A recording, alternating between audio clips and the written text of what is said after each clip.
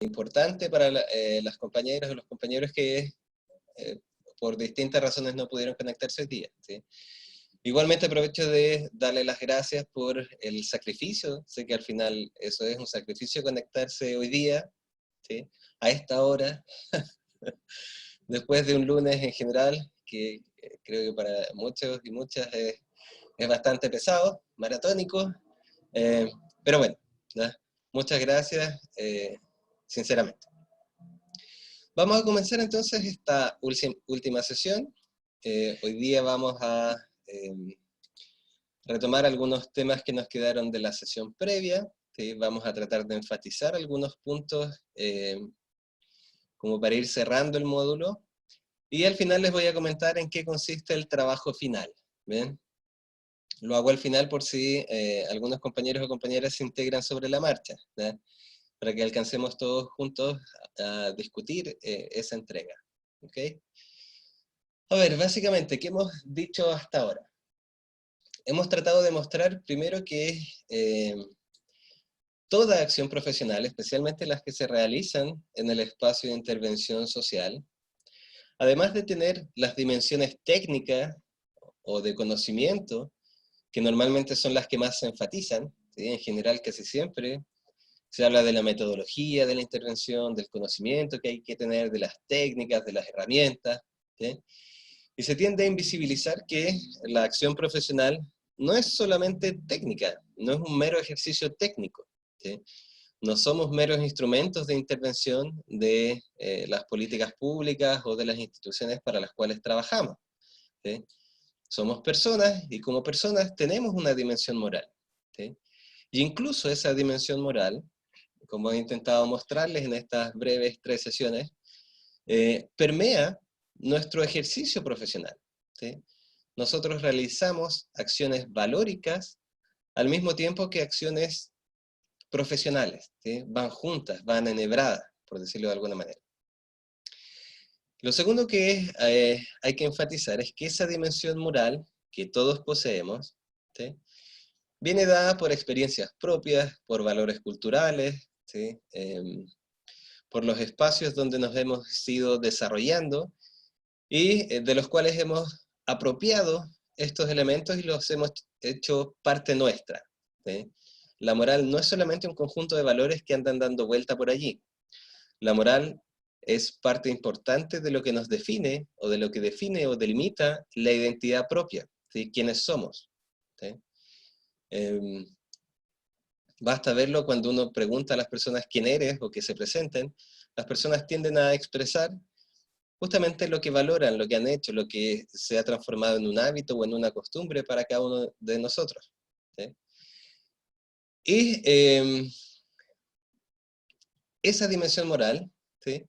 Como decía, permea nuestro ejercicio profesional, ¿sí? Y por eso es que nosotros tratamos que en la práctica de nuestra profesión de todos los días, nuestras acciones tengan sentido para nosotros, ¿sí?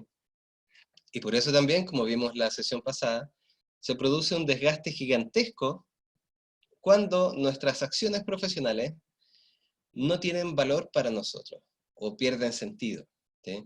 Cuando nos vemos obligados a actuar de cierta forma porque creemos, la institución nos obliga a actuar de esa manera, ¿sí? Hasta aquí voy como recordando lo que hemos ido presentando poco a poco, ¿sí? ¿Vamos bien hasta ahí?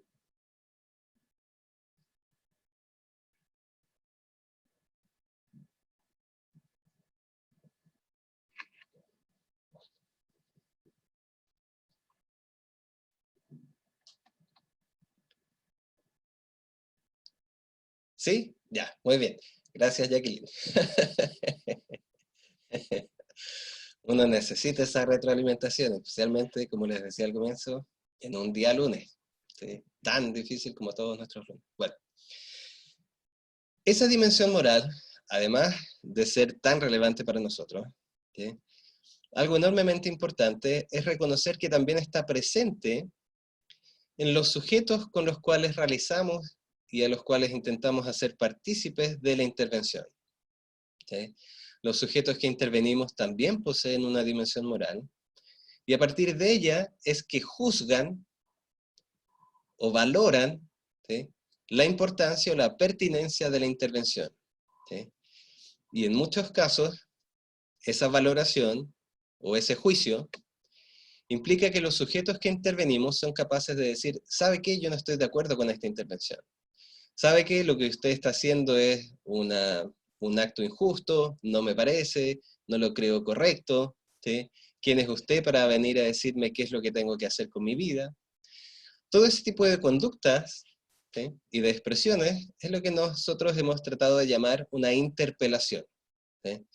Los sujetos con los cuales participamos en sus intervenciones nos interpelan constantemente cuando el sentido moral de la acción que nosotros estamos realizando no les parece correcta, no les parece justa, ¿sí? Y desde ahí es muy importante considerar que esa interpelación, es cierto, puede ser molesta, puede ser agobiante, ¿sí? Puede hacernos pensar que el sujeto en realidad está puro haciendo problema, entre comillas, pero esa expresión, esa interpelación que realiza el otro, hay que considerarla legítima, ¿sí?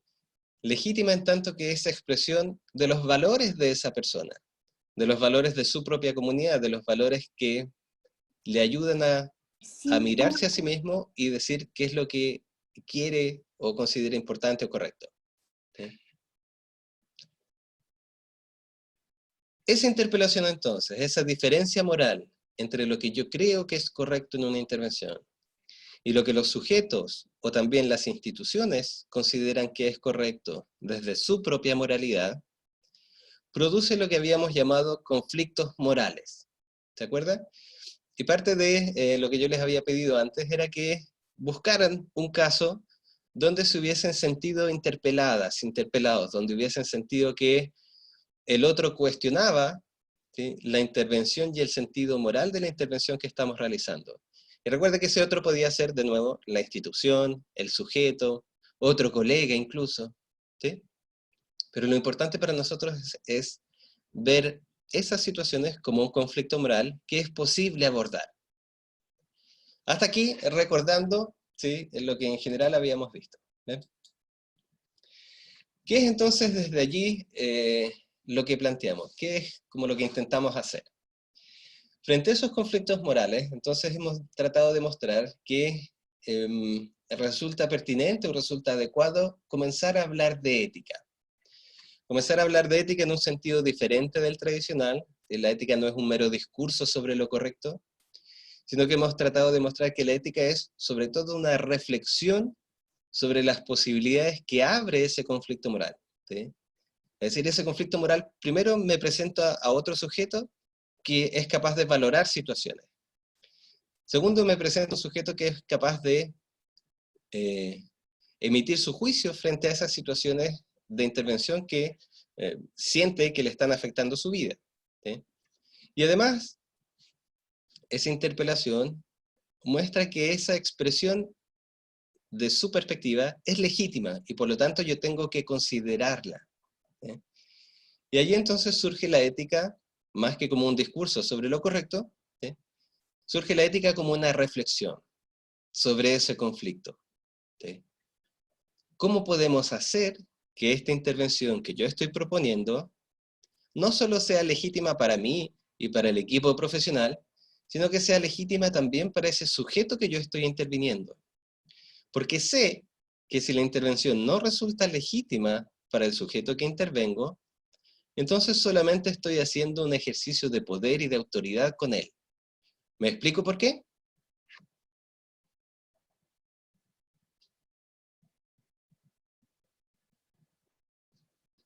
¿Sí? Porque al final, Jacqueline nomás me responde, ¿sí? Se transforma en un ejercicio de poder porque al final, si yo no considero su perspectiva, solamente estoy imponiendo la mía, estoy imponiendo mi perspectiva moral, estoy imponiendo lo que nosotros como equipo o yo como profesional considero correcto. Y ese es un ejercicio de autoridad, ¿te fijas? Sin transformación, sin empoderamiento de las personas, simplemente un ejercicio de poder contra alguien que tiene menos poder y capacidades que yo, ¿sí?, en el sistema. Entonces desde allí es donde tratamos de plantear que usted tiene que tomar posición, ¿sí? Existen un conjunto de tensiones que se producen en el espacio profesional y que hacen que finalmente cada uno de nosotros tenga que elegir un lugar en esas tensiones para ejercer su ejercicio profesional.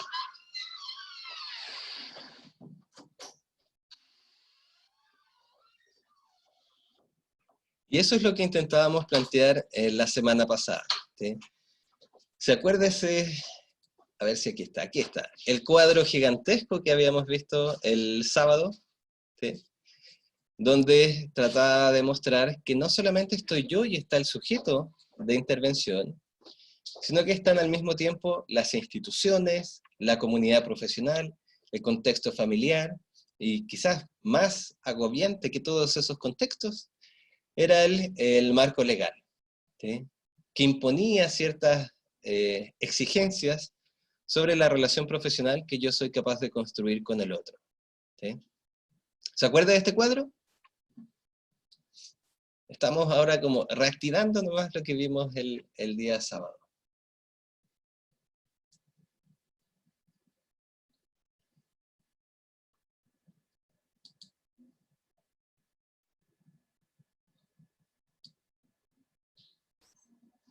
¿Sí? Bien. Entonces, dentro de ese enorme conjunto de tensiones, ¿sí? Y dentro de las dificultades que cada una de esas tensiones iba presentando, nosotros habíamos comenzado a plantear la discusión sobre los derechos, ¿sí? ¿Cuáles son los límites y cuáles son las expectativas que yo puedo construir a un esquema de derechos en nuestros espacios de intervención, ¿sí? ¿De qué manera yo puedo plantear que el discurso sobre los derechos humanos no es solamente un discurso en papel o de letra, ¿sí? Sino que es un discurso que realmente se puede aplicar e implementar en los espacios de intervención? ¿Se acuerda que nuestra discusión iba por tratar de mostrar más o menos lo siguiente? Que primero, a veces nosotros tendemos a ocupar el discurso de los derechos humanos como si fuese una realidad, ¿sí? Y hablamos de restituir derechos, pero restituir derechos suponía que en algún momento todos teníamos los derechos plenamente satisfechos, ¿sí? O plenamente dados, o plenamente materializados. Por ejemplo, cuando hablábamos del niño que no estaba escolarizado, y poníamos dentro de los objetivos de la intervención, restituir el derecho a la educación del niño, ¿sí? Muy bien, yo puedo escolarizar a ese niño, pero eso significa que realmente que al escolarizarlo estamos dando cumplimiento pleno a su derecho a la educación, ¿sí?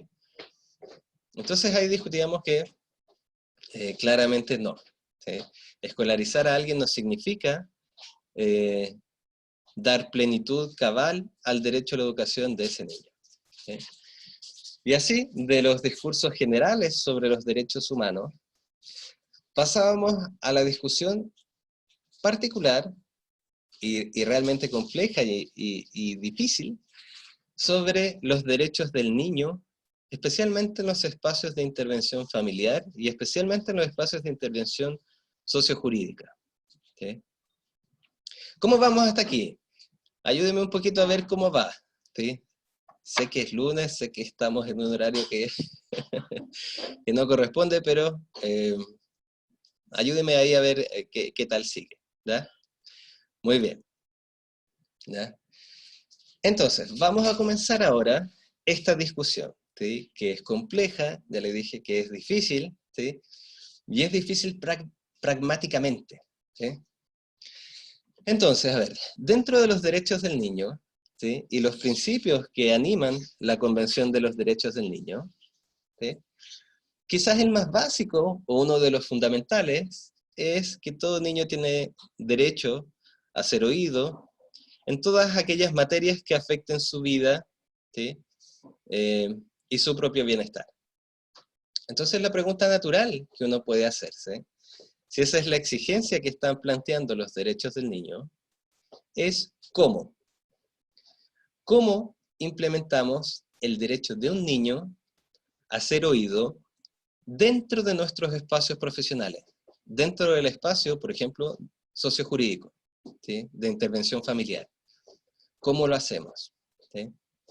Y lo primero que hay que notar es la disyuntiva que se presenta, ¿sí? O la tensión que se presenta. Tenemos la exigencia de dar cumplimiento a ese espíritu de la convención, escuchar a los niños en todas aquellas materias que tienen relación con su vida, su situación y su bienestar. Y al mismo tiempo, si no logramos dar cumplimiento a esa exigencia, es decir, si no logramos escuchar a los niños en estos espacios, la consecuencia gravísima, ¿sí?, es que no solo no lo logramos, sino que en la práctica estamos obstaculizando el derecho de ese niño a ser oído, o lisa y llanamente estamos vulnerando su derecho. ¿Se ve? Es decir, tenemos una tensión que es bastante compleja, ¿sí? Tenemos los derechos del niño, y desde un discurso general, ¿sí?, tenemos solamente dos opciones, ¿sí? O damos cumplimiento,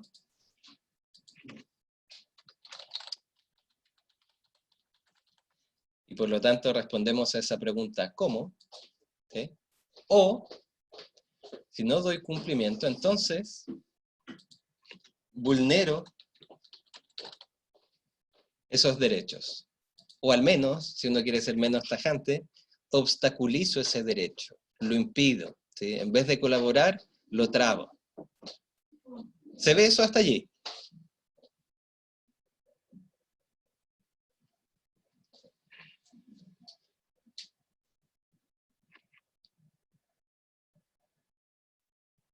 ¿Sí? ¿Sí?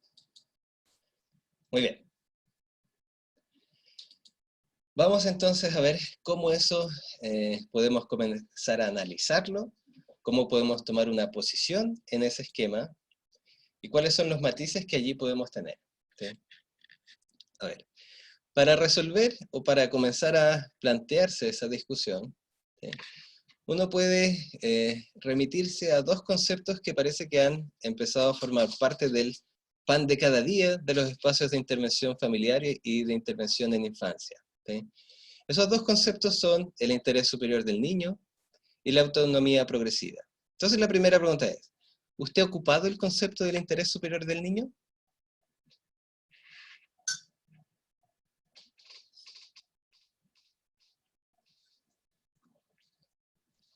Bien, Jacqueline lo ha ocupado, ¿sí? Angélica también. Ya, muy bien. Tami, muy bien. Ahora la pregunta es, ¿cómo? ¿En qué contexto? ¿Cómo yo ocupo ese concepto?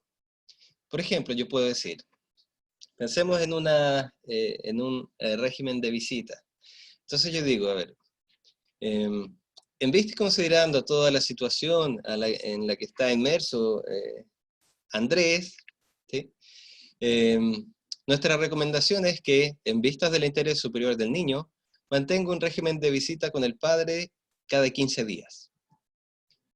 Ese uso que yo hice del concepto, ¿es más o menos así como lo estamos usando? Colóqueme ahí sus frases, las frases que normalmente ocupa para movilizar ese concepto.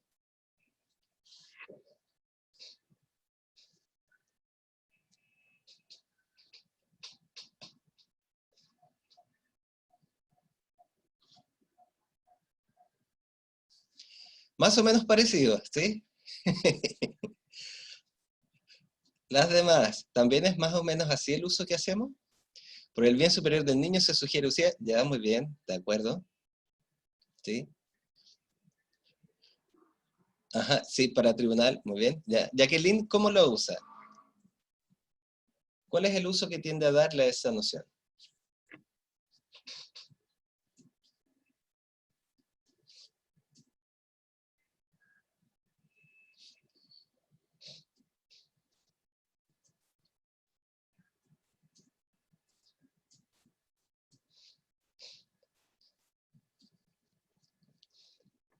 Ya, cuando se está vulnerando algún derecho, entonces uno dice, ¿cómo? Algo así como, em, Dada la vulneración de derechos que significa la falta de escolarización del niño, nuestra recomendación es que, por su propio interés y y por el interés superior de él, recomendamos la reescolarización de este niño en la institución X. ¿Algo así? Muy bien. Entonces, si se fija, la mayoría de nuestros usos del concepto tiende a ser un uso en argumentaciones, es decir, nosotros ocupamos el concepto para argumentar una acción que queremos realizar, una toma de decisiones, ¿sí? Y en esa argumentación ocupamos el concepto como si fuese autosuficiente, ¿sí? Exactamente, esa frase es, en general, se ocupa así en la mayoría de los ámbitos que tienen que ver con niños, ¿sí? Y se ocupa más o menos de ese modo, es decir, se ocupa como si fuese un argumento que se basta a sí mismo, siempre y cuando lo use un profesional, ¿sí? Yo como profesional ocupo la frase, por el interés superior del niño recomiendo X, ¿sí? Y de alguna manera parece que he argumentado algo, ¿sí? Pero en rigor, uno puede preguntarse, ¿qué es lo que realmente argumentó?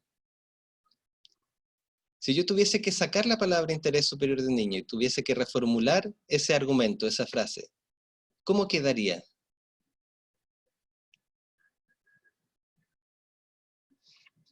¿Me explico?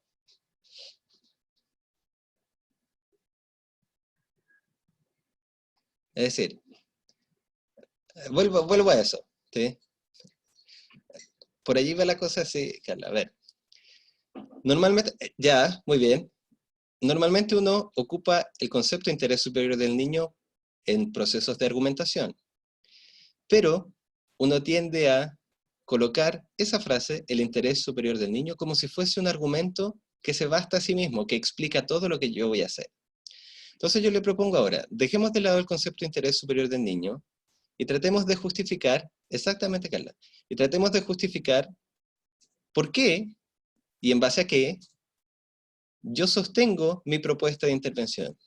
Entonces yo tendría que decir algo así como que, a ver, como dice Tami, en base a lo que creo que es correcto para el niño y en base a lo que considero que en que va a consistir su óptimo desarrollo, yo solicito la reincorporación de este niño al sistema escolar.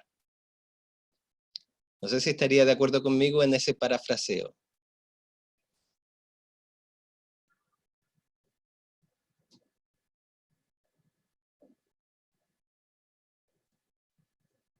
Muy bien, muy bien, ¿sí? Entonces, muy bien. Entonces allí tenemos que notar lo siguiente. ¿Quién está definiendo, quién está delimitando en qué consiste el interés de ese niño? ¿En qué consiste su bienestar? Nosotros, ¿sí? El profesional, ¿sí? Es decir, esa acción o proceso que se realiza para llegar al bienestar del niño, lo concebimos nosotros, desde nuestra perspectiva. Solamente que tendemos a ocupar ese concepto para decir que realmente lo que yo estoy tratando de hacer representa el interés superior del niño. O en otras palabras, lo que yo trato de realizar en mi acción profesional es lo mejor para el niño, porque yo lo creo así. ¿Te fijas? Entonces allí comienza una compleja y enorme discusión. Pero fíjese, Jacqueline, basados en la convención, ocupamos el concepto, porque sabemos que es importante, sabemos que todo lo que tomemos como decisiones en este espacio debe velar por el interés superior del niño. Hasta allí, en la forma, todos estamos muy bien y muy claros. Pero la pregunta es, ¿y cómo sé cuál es el interés de este niño? ¿Cómo sé que las acciones que yo estoy proponiendo realmente reflejan lo que el niño desea para sí en esta situación en la que está viviendo? ¿Cómo lo sé? La convención solamente le dice que usted debe considerar y escuchar al niño, pero no nos dice cómo, y tampoco me entrega un mecanismo para chequear que lo que usted está diciendo que representa el interés del niño realmente lo hace. ¿Sí? Uno puede mirar los antecedentes del caso. Ya, Adriana, miramos los antecedentes del caso. Muy bien. En los antecedentes del caso, ¿queda en alguna parte expuesto y expreso lo que el niño quiere y desea para sí en esta situación?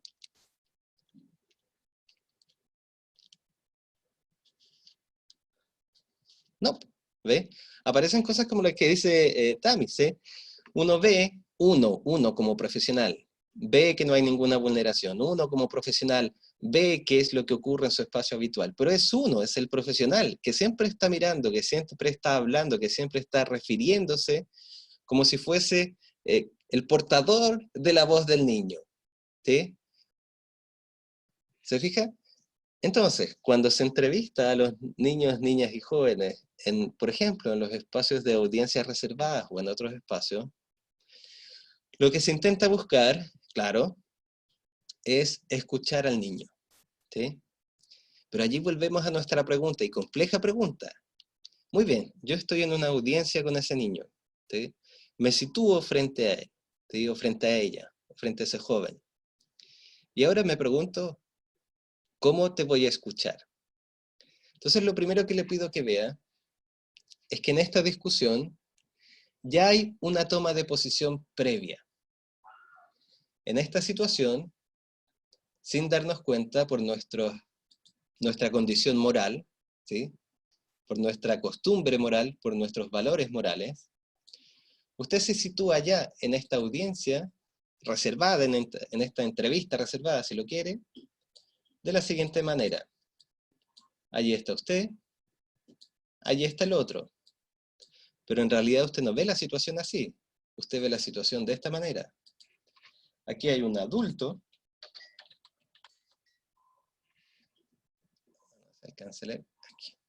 Aquí hay un adulto. Y acá hay un niño, niña o joven. ¿Sí? Y ahora la pregunta natural que sigue a continuación. Hasta ahí. ¿Me sigue? ¿Lo acepta? Que yo no estoy frente a otro igual, yo estoy frente a un niño. Y quien está frente a ese niño soy yo, que soy un adulto. Desde allí entonces ya hay, y ya se encuentra, todo nuestro espacio moral actuando y prefigurando la manera en que yo me voy a dirigir a ese niño y la manera en que yo voy a recepcionar y escuchar las palabras de ese niño.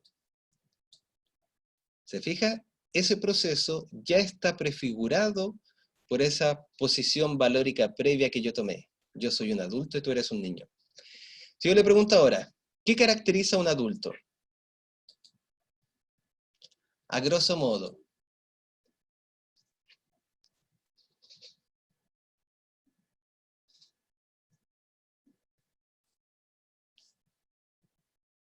Ya, muy bien. Un adulto tiene experiencia. ¿Qué más tiene? Madurez, muy bien. Es capaz de tomar decisiones. ¿Un adulto es racional? En general, cuando pensamos rápidamente en la palabra adulto, sí. Muy bien. Efectivamente a veces, sí. Pero, claro, al menos la prefiguración moral que tenemos es que eso es así. Ahora, hagamos el mismo ejercicio con los niños. ¿Qué caracteriza a un niño?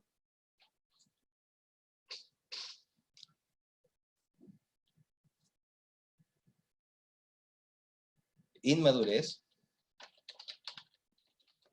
¿Qué más?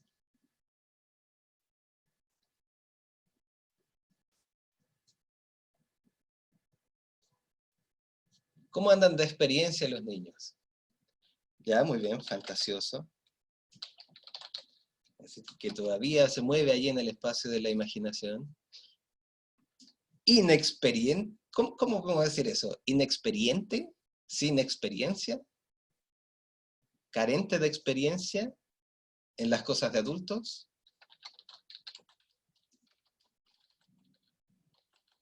Muy bien. ¿Sí? ¿Y los niños son racionales? Tal como entendemos la noción de racionalidad. No, no tanto, porque efectivamente son fantasiosos, ficcionan, imaginan, ¿sí? No plenamente racionales. Entonces, si se fija solamente en esto, ¿sí? Ya podemos comprender cómo este concepto del interés superior del niño, para llegar a materializarse, tiene que pasar y superar esta tensión básica a partir de la cual se constituye la relación de escucha. Yo quiero escucharlo, me pongo en un espacio de escucha, me sitúo en un espacio de una entrevista reservada, por ejemplo. Pero lo que no he notado allí es que esa entrevista reservada yo la prefiguro, la preformo a través de estos conceptos. ¿Sí? ¿Se acuerda cuando veíamos la imagen de la comida, del asado? ¿Sí? Y yo le decía, ¿qué es lo que hay allí? Y usted inmediatamente me decía, un asado familiar, una comida, una reunión familiar.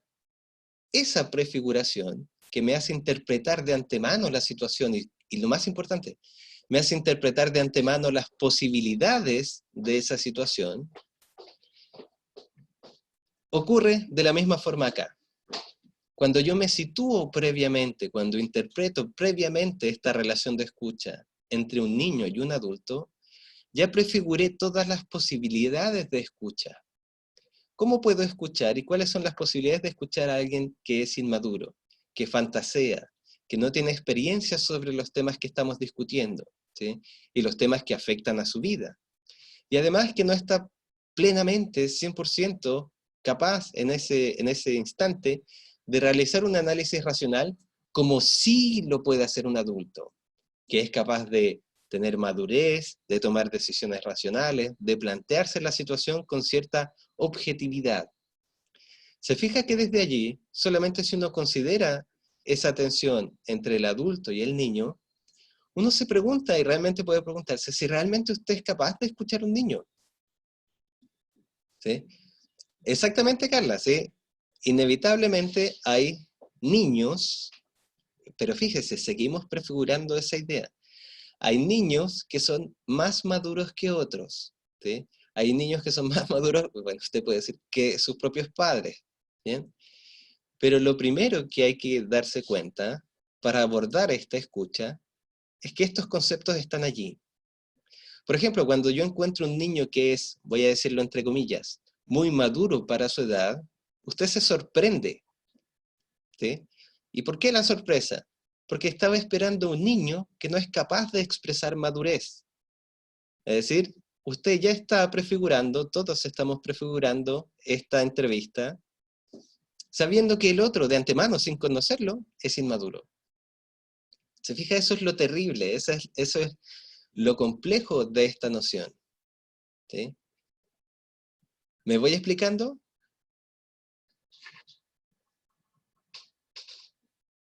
Entonces la pregunta, o el momento inicial de esta pregunta es, ya, ¿cómo yo puedo escuchar a alguien que prefiguro como un niño?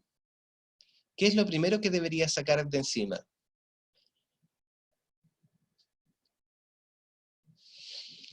Eso, todos los prejuicios morales, toda mi perspectiva previa moral sobre quién es el otro que está al frente. ¿Cómo lo hago?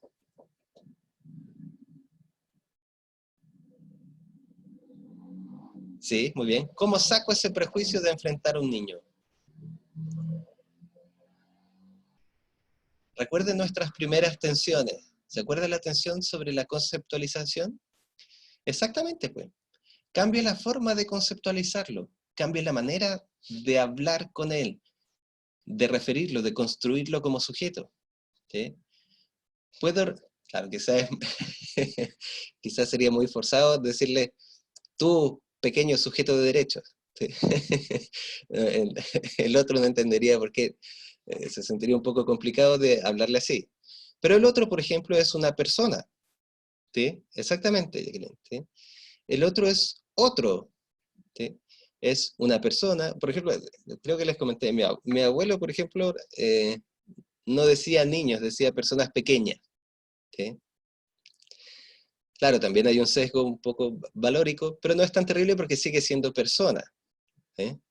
Entonces, es distinto plantearse una conversación y una entrevista entre dos personas a plantearse una conversación y una entrevista entre un adulto y un niño, ¿sí? Puede sonar como de perogrullo verlo así, pero cuando se plantea prácticamente esto de esta forma, usted sin darse cuenta va a modificar las posibilidades de esa entrevista, ¿sí? Porque toda persona es capaz de madurez, toda persona es capaz de ser más o menos racional, ¿sí? Incluyendo uno mismo como persona, ¿sí? Muy bien, cambiamos la conceptualización, ¿sí? En la entrevista, usted ya no está frente a un niño, y usted no es un adulto que enfrenta a un niño, sino que es una persona que entrevista a otra persona. Primera barrera, supongamos hasta allí, superada. La segunda barrera, ¿cuál cree que es? Ya sabemos que somos dos personas, pero en realidad lo estamos viendo así. ¿Es una entrevista entre dos personas? ¿Cuál es la otra capa que empieza a interferir ahora?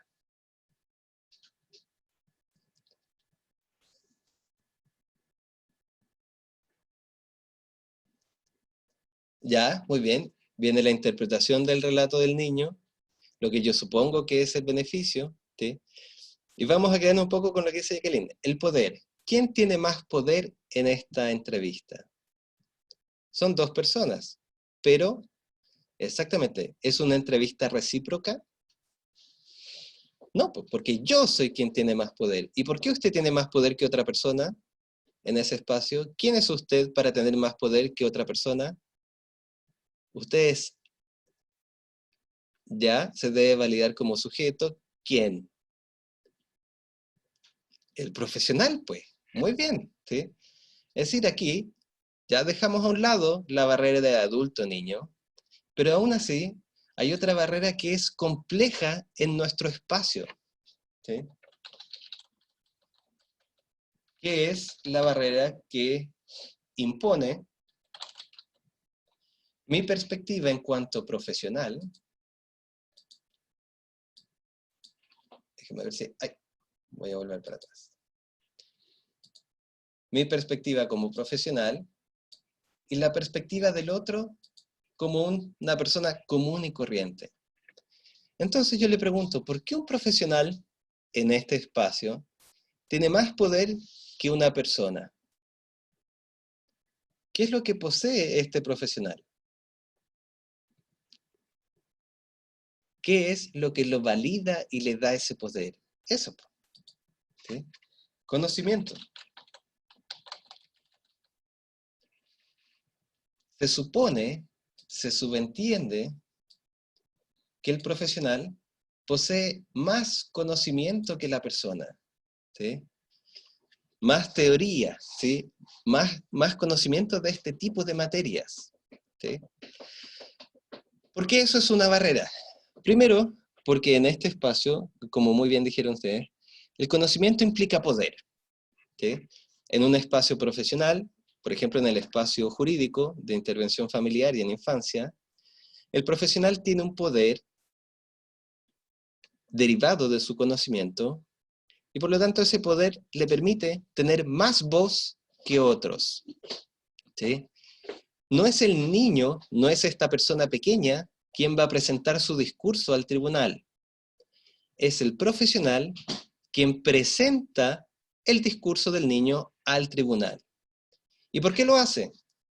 Porque el tribunal valida y legitima solamente la expresión y el lenguaje que se base en ese conocimiento, en esa técnica, ¿sí?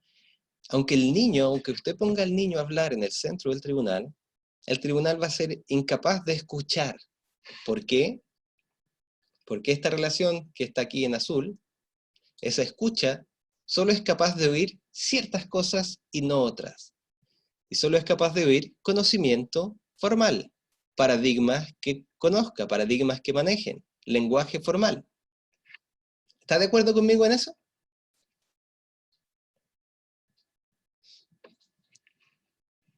Muy bien. Entonces, nuestra pregunta ahora es, ¿cómo eliminamos esa barrera ahora? ¿Cómo en un espacio profesional, ¿sí?, en un espacio que exige profesionales que dialoguen, podemos incorporar la voz de esta persona, que no es profesional?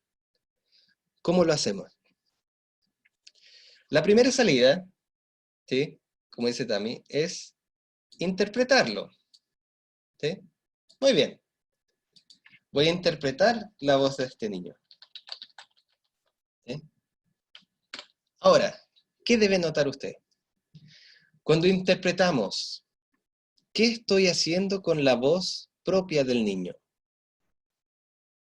Cuando interpreto, por ejemplo, como dice Maritza también, a través de psicólogos, ¿qué estoy haciendo con la voz del niño? Exactamente, me transformo en su vocero. Yo soy el, no sé cómo decirlo, el estafeta de la voz del niño, ¿sí?, quien replica la voz del niño en palabras que todos puedan comprender. Pero allí, ¿perdí algo?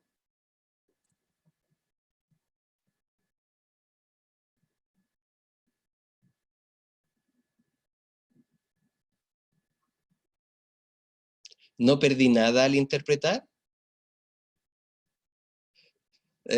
¿Se acuerda de él? Hay unas dinámicas de educación popular bien clásicas, esa dinámica del teléfono. En esa dinámica del teléfono, no sé si la conocen, que es básicamente como el juego del teléfono clásico, donde uno va comentando y hablando, ¿sí?, a los demás una frase, y al final del círculo usted compara lo original, el discurso original, con lo que llegó, ¿sí? Y al final entonces lo que usted tiene es algo muy distinto del diálogo o la palabra que originalmente partió, ¿sí? No va a ser 100% igual y por lo tanto no va a representar lo que el niño, lo que esa persona considera que es su interés, porque va a estar reconstruido, remodificado, ¿sí? Todos vamos a interpretar de manera diferente. Entonces, ¿se pierde algo? Sí, se pierde la voz del niño a través de un filtro. Y ese filtro soy yo, ¿sí? Yo sé, de nuevo, recuerde que esta discusión es muy difícil y es muy difícil en la práctica cómo uno puede salir. Usted puede ver, por ejemplo, esto que estamos comentando ahora, cuando en los informes profesionales, usted observa que de pronto se presenta el hilo conductor del profesional que va presentando la situación, el problema, etcétera, y incorpora la voz del niño entre comillas, ¿sí? Así, por ejemplo, Andrés refiere, abro comillas, y coloca una frase de Andrés. Cierra las comillas y luego continúa con su argumento. Por estas razones entonces es que proponemos hacer A, B y C, ¿sí? Muy bien, eso es algo mucho más cercano, mucho más logrado a que la voz del niño esté allí, que su interés esté allí, ¿sí? Exactamente, cito al niño, ¿sí? Muy bien, pero note, y es importante notar, los límites de eso. El citar al niño significa que yo hago una selección de lo que considero, desde mi perspectiva, de la situación del niño y de lo que debo decir, ¿sí?, de lo que es más importante y que no, ¿sí? Yo voy seleccionando, ¿sí? Igual, efectivamente, no es 100%, porque es una reselección, pero es más que aquellos informes donde solamente habla el profesional, ¿sí? Aquí es algo más, ¿sí? Es un paso más. Algunos peritajes son así, ¿sí? No todos, pero justamente lo que se intenta allí es presentar al niño, ¿sí? Presentar a esa persona y su interés, ¿sí? Ahora, eh, ¿qué más podemos hacer allí? ¿De qué otra manera podríamos salir de eso? ¿De qué manera podríamos presentar al niño tal cual y desde sí?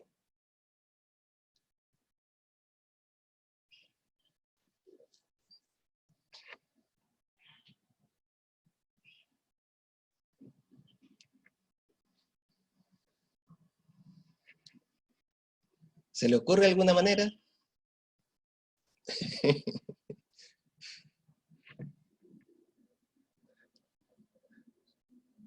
¿Has visto alguna forma diferente de hacerlo?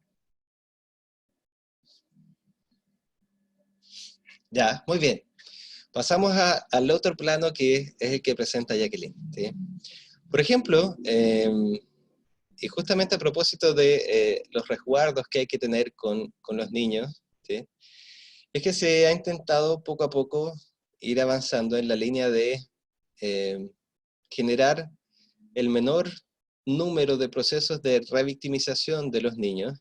Y se ha intentado, por ejemplo, pasar a estas, no sé si ahora lo hacen, ¿sí? Pasar a las entrevistas grabadas, ¿sí? Previamente, donde todos pueden disponer de la entrevista, por lo tanto todos pueden escuchar la voz del niño, ¿sí? Y por allí todos pueden, a partir de esa grabación, ¿sí? Generar sus propias lecturas. ¿Qué ganamos con respecto a la interpretación solamente de un profesional? Lo que yo gano, y no sé si estará de acuerdo usted, es que al menos allí usted puede contrastar la selección que hizo el perito, la selección de frases, ¿sí? La utilización de la voz del niño que hizo el perito, y puede contrastarla con su propia construcción. ¿Me sigue? Es decir, en ese espacio no está hablando el niño, ¿cierto? No he metido el niño en el medio de tribunal, ¿sí?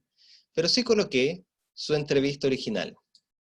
Por lo tanto, tengo la interpretación suya como perito, pero también si yo soy, por ejemplo, el juez, o la consejera técnica o el consejero técnico, tenemos los tres la entrevista grabada. Y por lo tanto, su interpretación de esa entrevista, ¿sí?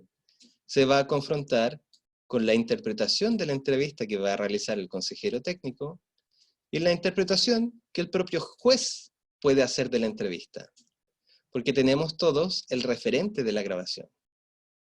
Así, su interpretación, que antes era lo único que había sobre el niño en el espacio, comienza a flexibilizarse, puede nutrirse, puede reconstruirse, puede modificarse. ¿Me explico?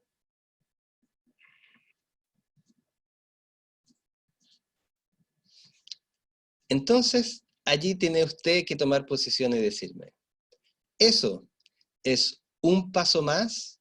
¿Es algo un poco mejor que el paso anterior, donde solo un perito presenta la voz del niño?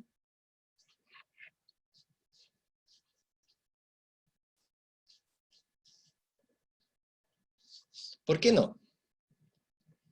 Tami, ¿por qué no?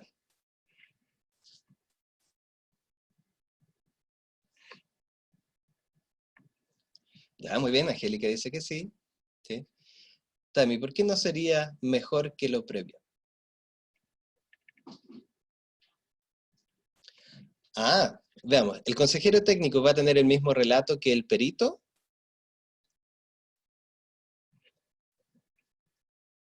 ¿Ya? Pero ahí quizás diferimos un poco.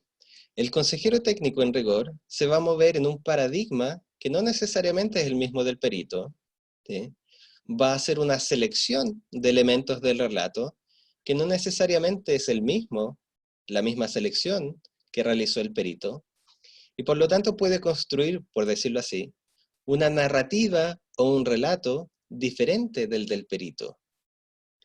Y desde allí vamos a tener reconstrucciones del relato del niño que van a ser diferentes del relato de la persona pequeña, que van a ser diferentes y que por lo tanto se pueden rearticular entre ellas.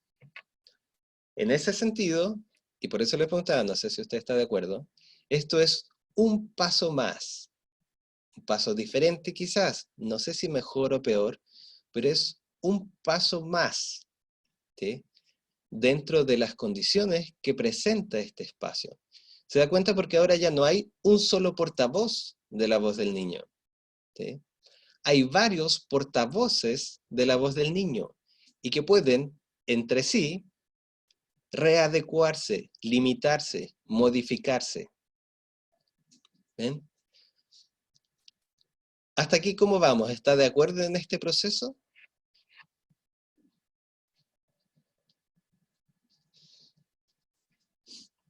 Muy bien. Ahora, con esto, ¿hemos eliminado el problema?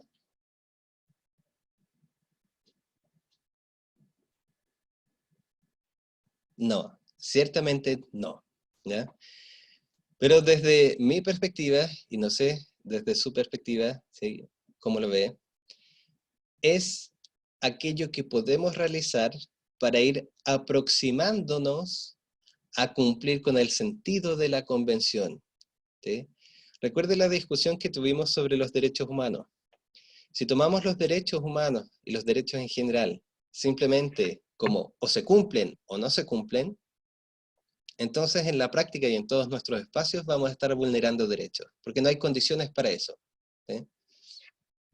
Pero si tomamos este discurso como un horizonte, es decir, como un horizonte que yo puedo alcanzar, que guíe el sentido de mis acciones, que me permite corregir el sentido de mis acciones, entonces sí, pues, voy avanzando hacia eso. Es cierto que aún no lo logro, ¿sí? Es cierto que aún en este espacio jurídico yo no puedo escuchar plenamente al niño, pero voy avanzando hacia eso, voy progresando, voy autocriticándome y autocorrigiéndome a medida que lo hago, ¿sí? Y eso, al menos desde mi perspectiva, es quizás lo que podemos hacer, ¿sí? Ciertamente no resuelve el problema, ¿sí? Pero nuestra pregunta de fondo y la más compleja es, si acaso nuestra sociedad realmente, efectivamente, Diana, yo creo que aporta algo. Podemos preguntarnos si efectivamente nuestra sociedad, como sociedad, siquiera está dispuesta y es capaz de escuchar niños. Solamente prefigurándose así, adultos, niños, nosotros ya votamos el problema y decimos no, no se puede. ¿Sí? Entonces, en una sociedad que construye adultos y niños, no me pida, por favor, que dé cumplimiento al interés superior del niño, ¿sí? Porque de partida usted ya lo segregó. ¿Sí? Es como, como desde el... Exactamente, somos una sociedad adultocéntrica, adultocentrista, que hace que todos los ejes giren en torno a una figura que construye como adulto, pero un adulto que también es ficción, porque en la práctica, ninguna persona en situación de crisis como las de intervención funciona, opera como adulto. Ninguna persona en situación de crisis toma decisiones racionales o meramente racionales. Ninguna persona en crisis es capaz de diálogo, que parece ser algo fundamental para cualquier adulto. ¿Cómo usted no va a poder dialogar? ¿Sí? Pero se muestran como incapaces. ¿Sí? Entonces, el adulto es una especie de construcción teórica, formal de sujeto, que en las situaciones de intervención nosotros no tendemos a encontrar muy seguido. ¿Sí? Incluso uno mismo como profesional puede preguntarse si es capaz de operar dentro de los contextos de intervención, con todas las tensiones que hemos visto y con toda la presión que existe, operar como adulto. ¿Sí? ¿Sí? Basta ver los sobrecargados que estamos hoy en día con, todo, con toda la situación. ¿Sí? Y es difícil encontrar adultos por ahí caminando en la calle capaces de dialogar. ¿Sí? Eso es un concepto, el interés superior del niño. El otro concepto, complejo y difícil, igualmente difícil, es el de autonomía progresiva. ¿Sí? De alguna manera, cuando se acepta esta distinción entre niños y adultos, una forma de soslayarla, o una forma de ir superándola, teóricamente, es la incorporación de esta noción de autonomía progresiva. Es decir, es cierto, ahora es un niño, pero progresivamente va adquiriendo la capacidad para ejercer su libertad con autonomía, tal como lo hacen los adultos, idealmente, en la teoría. ¿Sí? Por lo tanto, quizás usted también ha ocupado este concepto, cuando nosotros necesitamos justificar decisiones que tomamos sobre niños, recurrimos a este concepto. Por ejemplo, a ver, tenemos un bebé de 1 año. El bebé de 1 año es capaz de manifestar su interés superior sobre la separación de sus padres? No, ¿sí? Nadie, nadie, nadie va a reconocer eso, ¿sí? No, nunca, ¿cómo? Si primero el bebé no habla. Segundo, y vamos con los prejuicios valóricos. ¿Un bebé de 1 año es racional? No, no hay bebés racionales desde nuestra construcción. No hay bebés que razonen, ¿sí? Si no tiene lenguaje, ¿cómo va a razonar? Si no tiene uso de palabra, ¿cómo puede pensar? Gran parte de nuestros pensamientos ocupan el lenguaje, ¿sí? Nosotros pensamos o lenguajeamos, ¿sí?, a través de las palabras y conceptos. Por lo tanto, alguien tiene que decidir por ese niño. ¿Quién? El profesional. ¿Cómo justifica el profesional que tiene que decidir por el niño? Explicando que el niño no es autónomo, ¿sí? No es capaz de palabra, no es capaz de realizar eso. ¿Ha utilizado usted el concepto de autonomía progresiva? Si lo ha utilizado, ¿cómo? ¿En qué situación lo ha ocupado?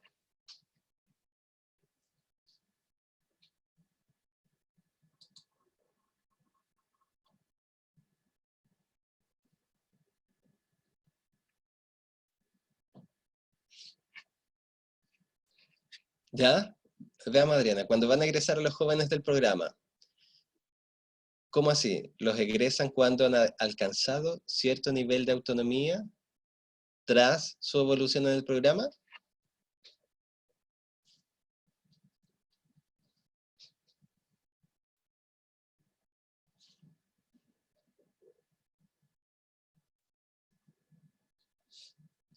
Muy bien, ¿sí? Una vez que se ha cumplido, entonces, se permite el egreso de estos jóvenes porque han alcanzado cierto nivel de autonomía. ¿Y cómo comprueban el logro de la autonomía? A través del logro de ciertos objetivos. Por ejemplo, es capaz de problematizar su situación, es capaz de proponerse objetivos para superar la problematización que ha hecho de la situación, ¿sí? Muy bien, es decir, uno tiene que mostrar, como dice Adriana, muy bien, cierta evidencia que hace visible ese progreso en su autonomía, ¿sí? Es necesario mostrar que me permite juzgar a esta persona como más autónoma o menos autónoma, ¿sí?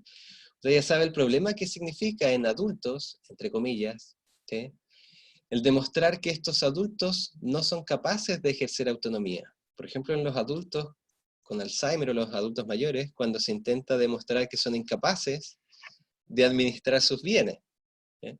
Entonces hay que demostrar que este sujeto no posee autonomía, que es incapaz de gestionarse a sí mismo y su propia vida. Y es realmente difícil en algunos casos, ¿sí?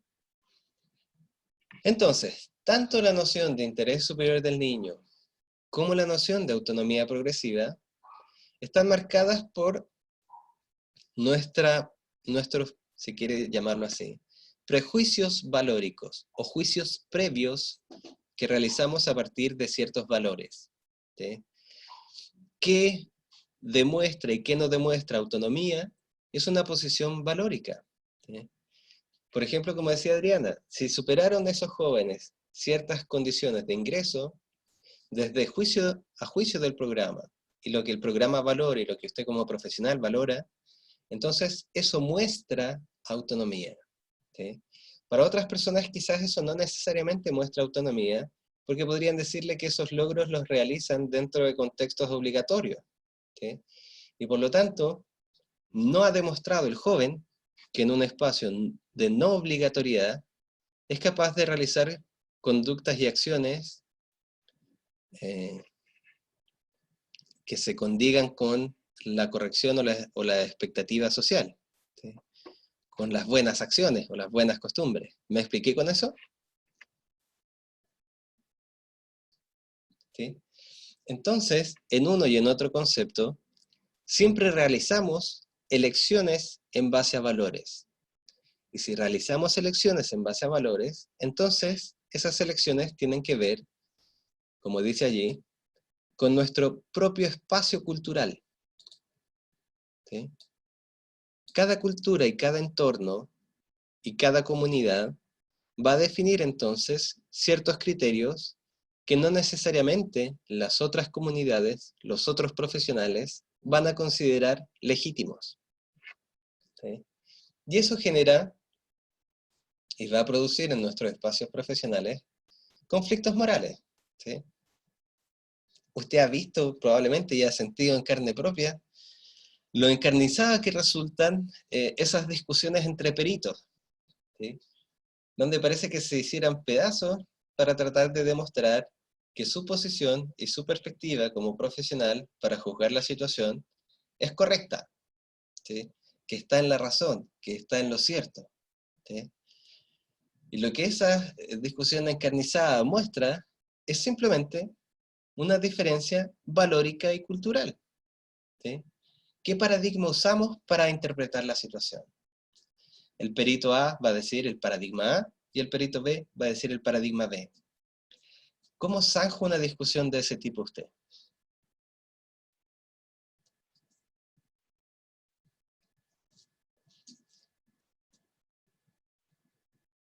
¿Le ha tocado participar? No solo el perito, sino... exactamente, muy bien, Angélica, ¿sí?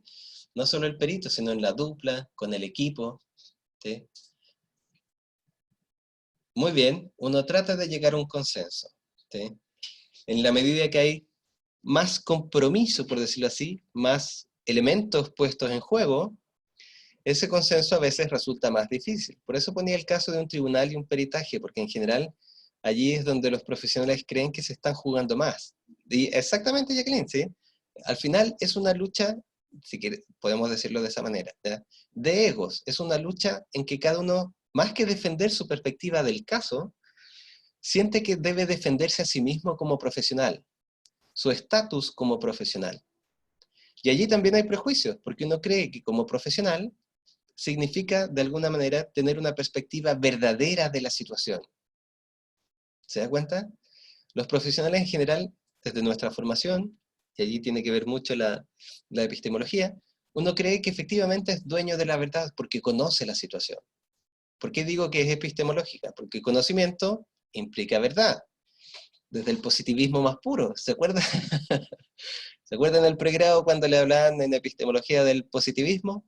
Y rápidamente todos los estudiantes decían, no, nadie de nosotros va a ser positivista, no, nunca. Pero la mayoría de los profesionales asume esa posición positivista, pensar que el conocimiento que tienen como profesionales les permite conocer verdaderamente la situación y por lo tanto su interpretación de la situación es verdad. Y que no venga el colega de allá a decirme que mi interpretación del caso está equivocada, porque yo soy dueño de la verdad. ¿Se fijan? Y allí es donde esos egos chocan, pugnan, qué sé yo. ¿Sí? ¿Por qué digo yo que es más bien una discusión moral? ¿Sí? Porque al final, todas las posiciones teóricas que nosotros tenemos se basan en convicciones. ¿Sí? El pasar del paradigma que hablaba de menores a pasar al paradigma que ahora habla de sujetos de derecho es un tema de convicciones, no un tema de verdad. ¿Sí? Es porque creemos que este otro paradigma nos permite lograr mejores cosas que el anterior. ¿Sí? Pero incluso alguien podría decirle, fíjese en esos dos paradigmas, cuando antes se trataba a esas personas como menores, ¿necesariamente estaban más mal que ahora que se les trata como sujetos de derecho? ¿Ha cambiado mucho la situación práctica? ¿Eh? Para algunas personas, incluso a veces era más honesto tratar a las personas pequeñas como menores, porque lisa y llanamente la discusión era sobre lo que los adultos consideran que es mejor para el niño. Ahora tratamos de incorporar al niño en esta discusión, pero como usted ha visto hasta ahora, no podemos, resulta muy difícil. Entonces al final sigue siendo una discusión de adultos que tratan de consensuar en el mejor de los casos qué es mejor para el niño. ¿Sí? Es como cuando usted participa de esas discusiones entre el ateo y el cristiano, ¿sí?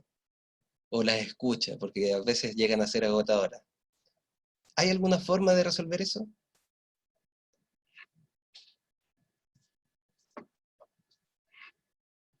No, sí, yo tampoco lo creo, porque son posiciones valóricas, morales, que son diferentes, ¿sí? Uno debiese tratar de integrar, de respetar, de coexistir junto a personas que valoran diferente. Pero el problema en nuestros espacios profesionales es que se nos exige una sola acción. Entonces no pueden, aunque en la práctica así ocurre, no pueden coexistir múltiples paradigmas para intervenir a un niño. No debiese ocurrir. ¿Sí? ¿Por qué digo que ocurren? Porque claro, en la práctica ocurren, pero no buenamente. Tenemos familias sobreintervenidas, intervenidas de distintas maneras, con fines distintos, ¿sí?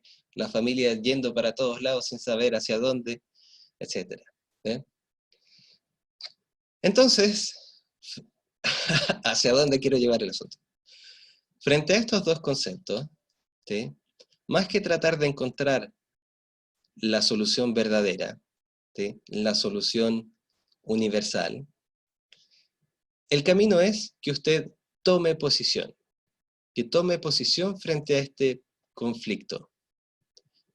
Si ve el problema que tenemos en incorporar la voz de los niños a estos espacios, ¿cuál va a ser su posición? ¿Va a intentar velar por lo que sea mejor para él desde su perspectiva? ¿Va a intentar presentar, al menos en parte, la perspectiva del niño? ¿Va a intentar negociar una especie de consenso narrativo sobre qué es lo que le ocurre al niño con otros profesionales, puesto que todos tenemos miradas parciales? ¿Sí? ¿Qué es lo que va a hacer? Y allí usted tiene que posicionarse. ¿En base a qué? No en base a verdades absolutas, sino en base a lo que usted considere correcto, en base a lo que usted, tras la reflexión, crea que es lo mejor. ¿Me explico hasta aquí? ¿Sí?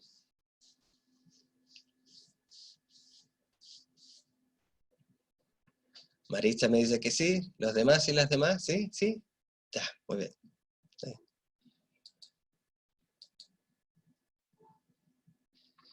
Entonces, bueno, las dificultades que hemos visto y que hemos tratado de presentar. Cada país, por ejemplo, tiene nociones diferentes y significados diferentes para estos conceptos.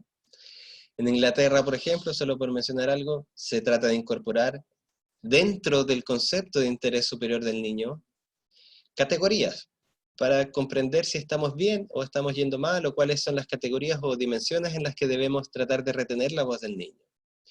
Deberíamos, según esa posición, tratar de incorporar lo que el niño desea, sus sentimientos, su estado emocional, las necesidades escolares, el efecto futuro de los cambios que se proponen para su vida, su edad, su sexo incluso. ¿Sí? Esa es una posición, es decir, ya, yo no sé ni puedo traducir plenamente en qué consiste la visión que el niño quiere para su propia situación. No puedo hacerlo. Entonces, ¿qué hago? Desgloso categorías en las que yo pueda retener o capturar algo de esa perspectiva. ¿Qué es lo que el niño desea? ¿Qué es lo que el niño siente? ¿Cómo se encuentra él en su estado emocional? ¿Cuáles son sus necesidades de colegio? ¿Le gustaría cambiarse de colegio? ¿No le gustaría? ¿Te fijas? Entonces, frente a la imposibilidad de ocupar el argumento universal, todo esto lo hago por el interés superior del niño, esta posición intenta mostrar que hay que tratar de desglosar ese argumento en todas esas microcategorías. ¿Sí? ¿Me explico? Entonces, cada vez que yo me sienta tentado o tentada a ocupar la frase, en vistas del interés superior del niño, yo propongo que, esta posición dice, evite hacerlo así y diga, en vistas de que se ha logrado capturar lo que el niño desea, lo que el niño siente, su estado emocional, lo que el niño refiere que son sus necesidades escolares, lo que el niño refiere a partir de su edad sobre sus amistades, lo que el niño refiere sobre su círculo cercano, es que nosotros proponemos esto. ¿Lo ve? Esta posición entonces muestra que, en vez de creer en ese argumento universal que al ocupar la frase por el interés superior del niño ya he dicho todo, dejo eso de lado y trato de ir desglosando. ¿Qué elementos voy a incorporar en mi reflexión? ¿Qué elementos voy a tratar de seleccionar del discurso del niño? Los que desde su perspectiva usted considere que son los más relevantes para presentar en esta situación. ¿Me expliqué? Y más que explicarme, no sé, ¿está de acuerdo usted en eso? Que usted posee esa experiencia, posee su visión.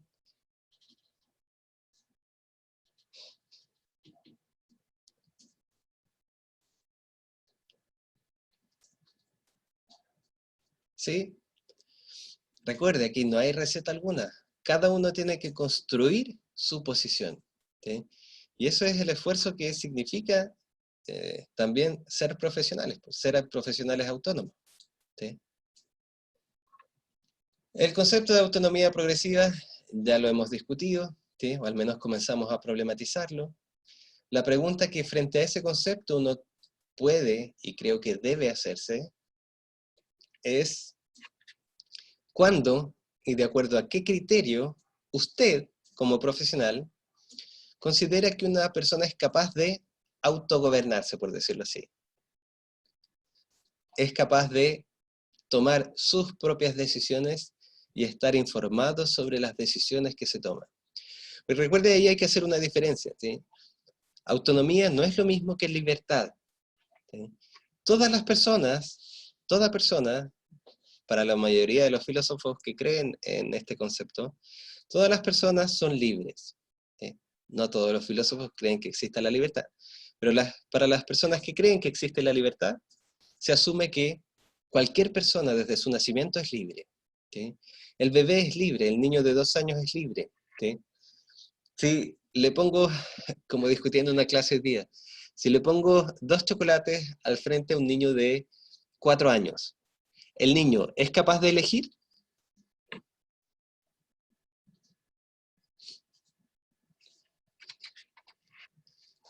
Marisa me dice que no, no, el niño no puede elegir cuál de...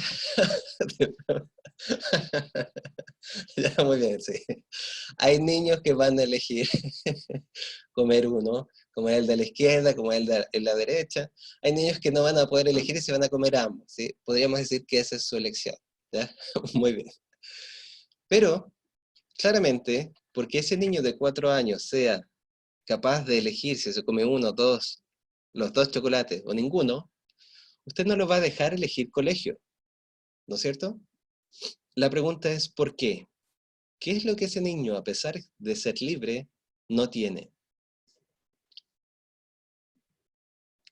¿Qué le falta para poder elegir colegio? Y ahí viene el concepto de autonomía, ¿sí? La autonomía está ligado con la madurez, con el conocimiento de sí mismo y de las consecuencias de los actos. El concepto de autonomía es bastante complejo porque incorpora todo eso junto. En los espacios de la salud, por ejemplo, el concepto de autonomía es sumamente complejo y sumamente complicado de tratar. ¿Sí? ¿Cuándo un paciente es autónomo para tomar decisiones? ¿Sí? Acá es lo mismo. Cuando ese niño, esa persona, se vuelve capaz de ejercicio libre y autónomo. Para eso tiene que tener información. Tiene que saber medir las consecuencias de sus acciones y cómo sus acciones van a afectar la vida de los demás. ¿Sí? Tiene que ser capaz de tener conocimiento sobre la situación que le afecta y conocimiento sobre sí mismo. Simplemente, al mencionar esos 3 criterios, uno podría llegar a preguntarse si uno mismo es autónomo. ¿Sí? Piense en la cantidad de decisiones que tomamos, ¿sí? Cada día. ¿Realmente yo tengo conciencia de cómo las decisiones que tomé el día de hoy afectaron la vida de los demás? ¿Me di el tiempo para reflexionar las consecuencias de las acciones que yo estaba tomando? ¿Siquiera tenía el conocimiento para realizar ese cálculo? ¿Tengo capacidad para conocer cómo va a afectar mi acción la situación de los demás? Y ahí usted ve que el concepto de autonomía, nuevamente, es una especie de constructo ideal. ¿Sí? Claramente, ninguno de nosotros es 100% autónomo. ¿Sí? Es parte de una construcción teórica que se vincula con la libertad y nos hace pensar que nosotros podemos llegar a ser sujetos libres y sujetos autónomos. ¿Sí? ¿Por qué le digo eso? Porque como es una construcción teórica, ¿sí? Usted tiene que tomar posición dentro de esa construcción, si la quiere mantener. ¿Sí? Y tomar posición puede pasar, por ejemplo, por la típica situación. ¿Eh? La forma quizás más genérica y más generalizante es poner un criterio, por ejemplo, etario, para distinguir autonomía. El más básico de todos esos criterios etarios es el siguiente. ¿Sí? Hay una primera infancia donde las personas no pueden legitimar su voz no puede ser reconocida porque ni siquiera existe esa voz, y por lo tanto necesitan de alguien que exprese esa voz. ¿Sí? La primera infancia, no sé, dígame usted, ¿hasta qué rango etario la extendería? ¿6, 5, 4 años, 7 años? ¿Qué rango etario usted tomaría allí? Para decir, aquí, de aquí para abajo, todos estos niños o todas estas personas necesitan de alguien que represente su voz. En su práctica, ¿cuál es ese 4 a 5 años? Ya, muy bien. ¿Sí? Recuerde, digo muy bien porque es una posición. ¿Sí? 5 o 6. Y allí uno tiene que ir encontrando, muy bien, criterios que le permita comunicar esa convicción que usted tiene a otros. ¿Sí? Criterios como, no sé, puede hablar, pero todavía es incapaz de, ¿sí? Puede expresarse, pero no es capaz de comprender esto, y así sucesivamente. Luego incorporan algunos un estado que llaman como de preadolescencia. El preadolescente, si bien es cierto, es capaz de expresarse, supongamos el límite de corte de los 6 años. De 6 años hasta los, no sé, 12 o 13, el preadolescente es capaz de expresar una opinión, ¿sí? Se están separando sus padres, él es capaz y ella es capaz de expresar una opinión. Pero, ¿qué ocurre? La posición teórica es que esa opinión puede ser expresada, pero debe ser legitimada. ¿Por qué? Porque ahí vienen también las convicciones morales que hemos visto. Un niño de 6 años, de 7, 8, 9 años, probablemente es fácilmente influenciable por uno de sus padres. ¿Sí? Su discurso ha sido interferido, permeado por el discurso materno, por el discurso paterno. Por lo tanto, se necesita de un profesional que clarifique qué pertenece a la voz del niño y qué pertenece a la voz de los padres o progenitores. ¿Me explico? Normalmente esa es una posición, ¿sí? Eso, la famosa alienación parental. ¿Sí? Esa es una consecuencia teórica que se sigue de construir la autonomía en estas diferentes etapas o partes. ¿Sí? Y finalmente el grosso, quizás la parte más como de aquí para arriba, es la que ubican en el adolescente, donde en general se acepta que la opinión del adolescente es legítima, debe ser validada y por lo tanto debe ser honrada. ¿Sí? De nuevo entonces, usted debe tomar posición en esto. Puede hacer todas las divisiones que quiera, puede no hacer divisiones de este tipo, puede ocupar otro criterio. Pero a lo que voy es que usted debe tener una posición en estos dos conceptos. Y esa posición, y yo creo que eso quizás es lo fundamental, hay que tener sumamente claro que es una posición valórica, es una posición en la que yo creo, ¿sí? Y que comparto, y que su fundamento final está en una convicción, no en una verdad. ¿Sí? Porque sobre esto usted va a ver ahí discusiones teóricas interminables. ¿Sí? ¿Cómo vamos hasta aquí?